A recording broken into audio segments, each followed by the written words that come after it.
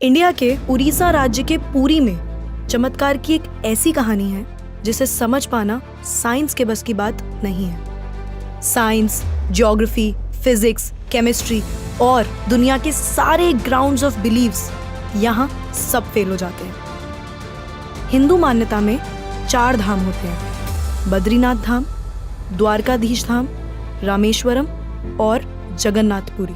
और ये कहानी है जगन्नाथपुरी की, जहाँ पे आज भी श्री कृष्ण का वास्तविक दिल धड़कता है। इस मंदिर के कुछ ऐसे रहस्य हैं जिनके बारे में सुनकर किसी के भी होश उड़ जाएंगे। वेस्टर्न कल्चर फॉलो करते करते हम एक ऐसे मोड़ पे तो आ चुके हैं जहाँ लोग भगवान के होने ना होने पे सवाल उठाने लगे हैं। पर यही सवाल अब मैं आपसे इस वीडियो के बाद पूछूंगी। आइए देखते हैं।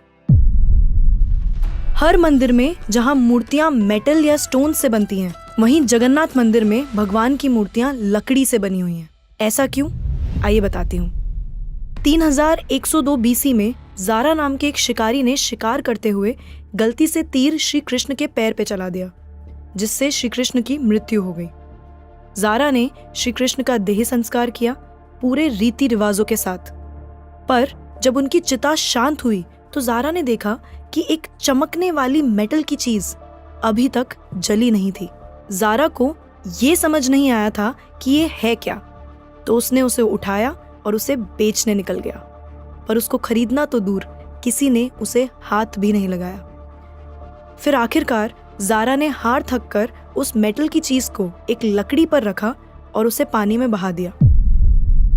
गुप्त साम्राज्य के समय अवंती के राजा इंद्रद्युम्न, जो कि विष्णु जी के बहुत बड़े भक्त थे, उन्हें एक दिन सपने में आकर विष्णु जी ने एक नदी में डुबकी लगाने को कहा और ये भी कहा कि एक लकड़ी के तने में तुम्हें उस नदी में मैं मिलूंगा। इस सपने को देखकर अगले ही दिन राजा डुबकी लगाने चले गए। डुबकी लगाते वक्त राजा को नदी में थोड़ी ही दूर एक लकड़ी का तना भी दिखा। बिना देर किए राजा तने तक पहुंचे और उस तने को महल में ले आए।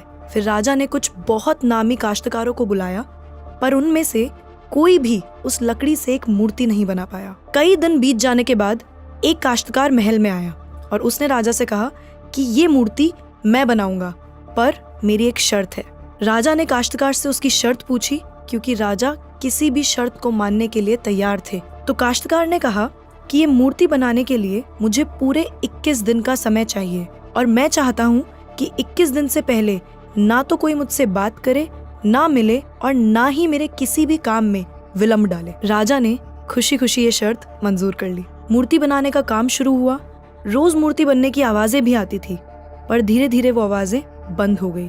अवंती की रानी को लगा कि शायद भूख प्यास से काश्तकार मर चुका है, इसीलिए उन्होंने जहाँ मूर्ति का काम चल रहा था उस कमरे के दरवाजे को खुलवाने की जिद की और राजा को उनकी बात माननी पड़ी। जैसे ही दरवाजा खुला तो उन्होंने ये देखा कि वहाँ कोई काश्तकार था ही नहीं। सिर्फ और सिर्फ 3 मूर्तियां थी: भगवान जगन्नाथ, उनके भाई बालभद्र और उनकी बहन सुभद्रा। और उसी जगन्नाथ जी की मूर्ति में वो मेटल वाली चीज भी रखी गई थी, जो कि कुछ और नहीं, श्री कृष्ण का धड़कता हुआ दिल था। ये कोई नॉर्मल ह्यूमन हार्ट नहीं है, ये एंशिएंट एडवांस टेक्नोलॉजी का क्लियर सबूत है। ये हार्ट एनर्जी ट्रांसमिट करता है और हम सब ने ये तो पढ़ा ही है that stones and metals are good conductors of electricity and wood is a bad conductor of electricity. इसीलिए idols in the Jagannath temple are made up of wood. सिर्फ यही नहीं, हर 12 साल में एक बार भगवान की नई मूर्ति स्थापित की जाती है और भगवान के दिल को उस मूर्ति में शिफ्ट किया जाता है।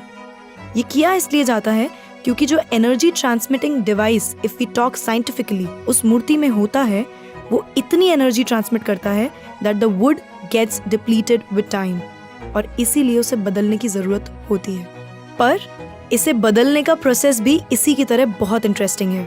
हर 12 साल में एक दिन ऐसा होता है जिस दिन मंदिर में किसी को एंट्री नहीं मिलती। पूरी शहर की बिजली काट दी जाती है। मंदिर के मेन पंडित की आंखों पे पट्टी और हाथों में बड़े और मोटे ग्लव्स पहनाए जाते हैं और 100% अंधेरे में इस दिल को निकालकर नई मूर्ति में फिर से स्थापित किया जाता है। जिन पंडितों ने इतिहास में ये सेरेमनी करी है, उनका कहना है कि उन्होंने देखा तो कभी नहीं, पर इस चीज को, जिसे हम ब्रह्म पदार्थ भी बोलते हैं, इसे हाथों में पकड़ने पे ऐसा लगता है जैसे जिंदा खरगोश पकड़ लिया हो। माना ये भी जाता है कि अगर किसी ने ब्रह्म पदार्थ को देख लिया तो उसकी मौत उसी समय निश्चित है। इसीलिए बिना आंखों पे पट्टी लगाए किसी को भी ये सेरेमनी करने की परमिशन नहीं है। इस मंदिर के ऊपर एक झंडा है जो साइंटिफिक लॉ के बिल्कुल विपरीत चलता है। जैसे कि हमें पता है कि जिस डायरेक्शन में हवा चलती है पतंग भी उसी डायरेक्शन में उड़ती है और झंडा भी उसी डायरेक्शन में उड़ना चाहिए। पर जगन्नाथ मंदिर के इस झंडे की बात बिल्कुल अलग है। ये हमेशा हवा के ऑपोजिट डायरेक्शन में उड़ता है। क्यों और कैसे आज तक कोई समझ नहीं पाया।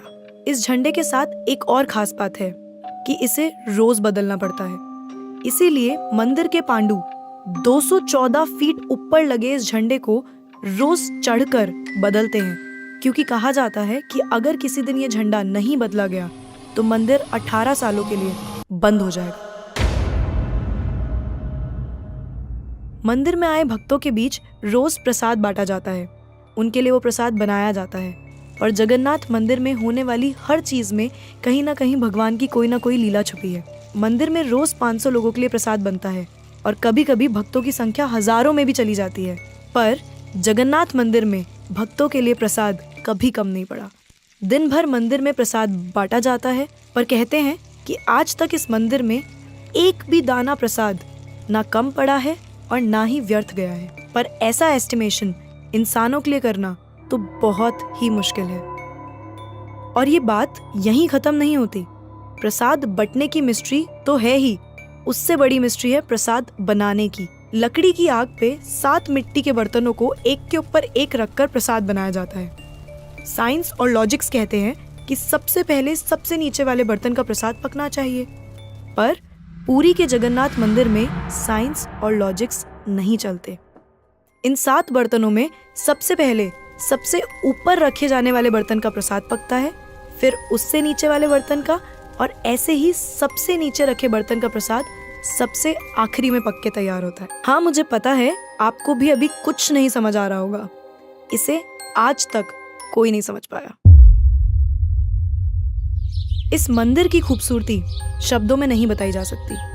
इतना बड़ा मंदिर इतने सालों पहले बिना किसी टेक्नोलॉजी के कैसे बनाया होगा। पर क्या आपको पता है 214 फीट के इस मंदिर की डोम की परछाई आज तक कभी बनी ही नहीं। Are you shocked? You must be, but it is true. Jagannath Puri temple के डोम्स की शैडो बनती ही नहीं है कभी भी, at any time of the day. और हमारी फेवरेट साइंस इस बात का भी लॉजिक नहीं ढूंढ पाई। The mystery is not over here. जैसा कि हमें पता है कि कुछ buildings, architectures and areas no fly zones होते हैं, मतलब वहाँ ड्रोन्स, एयरप्लेन्स या कोई भी मैन मेड फ्लाइंग ऑब्जेक्ट पहुंचाने की या उड़ाने की परमिशन नहीं है। पर पक्षियों को तो हम नहीं रोक सकते, उन्हें समझाना तो बहुत मुश्किल है ना। पर अगर हम जगन्नाथ टेम्पल की बात करें तो वहाँ पे ऐसा कुछ है जो शायद पक्षियों को पता है और हमें नहीं, क्योंकि इस मंदिर के ऊपर कोई भी ड्रोन, कोई भी एयरप्लेन या कोई भी पक्षी कभी उड़ता ही नहीं। आपने देखा होगा ना मंदिर के डोम्स पे या बड़ी बड़ी बिल्डिंग्स पे बर्ड्स को बैठे हुए। कभी जगन्नाथपुरी जाएंगे तो देखिएगा that birds don't rest on the roof of Jagannath temple. आप कभी भी किसी भी पक्षी को जगन्नाथ टेम्पल की छत पे या उसके डोम्स पे बैठा हुआ नहीं देखेंगे। पर कंफ्यूज करने वाली बात यह है कि कैसे एक बेजुबान पक्षी ये जानता है कि इस मंदिर के ऊपर से उड़कर नहीं जाना। All of these things sound so exciting, right? अगर आपको ये कहानी जानने में और सुनने में मजा आ रहा है और आप ऐसी ही नई नई चीजें और कहानियां जानना चाहते हो तो नेकेड ट्रुथ को सब्सक्राइब करना मत भूलना। हम आपके लिए बार बार कुछ नया लाते रहेंगे।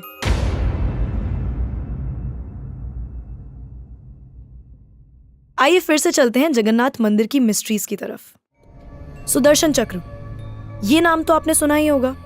सुदर्शन चक्र भगवान विष्णु का अस्त्र है। ये अधर्म का विनाश करता है। जगन्नाथ मंदिर के टॉप पे एक सुदर्शन चक्र है और उसे आप जिस भी डायरेक्शन से देखोगे उसकी फेसिंग आप ही की तरफ होगी। भगवान जगन्नाथ, जिनके नाम का मतलब ही जगत के नाथ हैं, इनके मंदिर में लाखों श्रद्धालु अपनी आस्था और प्यार भगवान के लिए लेकर आते हैं। पर इस मंदिर में सिर्फ हिंदुओं को दर्शन करने की अनुमति है। किसी भी और धर्म के इंसान को दर्शन बाहर से ही करवाए जाते हैं और दर्शन करवाकर भेज दिया जाता है। जैसे कि हमारी ex prime minister Indira Gandhi ji, वो भी जगन्नाथपुरी गई थी दर्शन करने, पर क्योंकि वो फारसी हैं और हिंदू नहीं और उन्हें उनका सरनेम फिरोज गांधी से मिला है, इसीलिए इंदिरा गांधी को भी दर्शन करने की अनुमति नहीं दी गई।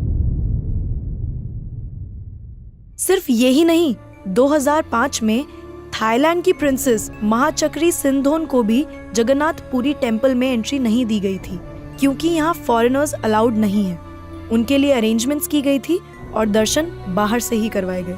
12वीं सदी से बने हुए इस मंदिर को स्विट्जरलैंड की एक महिला ने 1,78,00,000 रुपए का चढ़ावा भी चढ़ाया। ये मंदिर में चढ़ाया गया अभी तक का सबसे बड़ा चढ़ावा है। पर फिर भी क्योंकि वो हिंदू नहीं है, दर्शन उन्हें भी बाहर से ही करने पड़े। हमारे ही धर्म की इतनी सारी बातें हैं जिसके बारे में हमें कुछ पता ही नहीं। हम आंखें बंद करके किसी भी कल्चर को, किसी भी ट्रेंड को फॉलो करते जा रहे हैं। हम भूल गए हैं कि हम एक ऐसे धर्म से जुड़े हैं जिसने दुनिया में संस्कृति, सभ्यता, परंपरा और संस्कार को हमेशा जिंदा रखा है। ये सनातन धर्म है और अब हमें धर्म को बचाना है। हर साल पुरी में जगन्नाथ जी की रथ यात्रा भी निकलती है। ये 9 दिन का त्योहार होता है जिसमें भगवान श्री जगन्नाथ, देवी सुभद्रा और भगवान बालभद्र को गर्भगृह से निकालकर रथ पर बिठाकर यात्रा करवाई जाती है। माना जाता है कि ये यात्रा इसलिए निकलती है क्योंकि भगवान इन 9 दिनों में प्रजा के बीच आकर प्रजा के सुख दुख को खुद देखते हैं और इस यात्रा में लाखों करोड़ों भक्तों की भीड़ हर साल इस यात्रा का हिस्सा बनती है। जगन्नाथपुरी मंदिर की मिस्ट्रीज यहाँ खत्म नहीं होती। और भी बहुत सारी कहानियां हैं जो हम नहीं जानते, जैसे कि हर साल भगवान 15 दिन के लिए बीमार पड़ते हैं और भक्तों के लिए मंदिर में दर्शन बंद कर दिए जाते हैं। पर बहुत कम लोग जानते हैं कि ऐसा क्यों होता है। वी होप आपको ये वीडियो देखकर अच्छा लगा होगा। तो अब मैं आपसे पूछना चाहती हूँ, आपको क्या लगता है, भगवान सच में होते हैं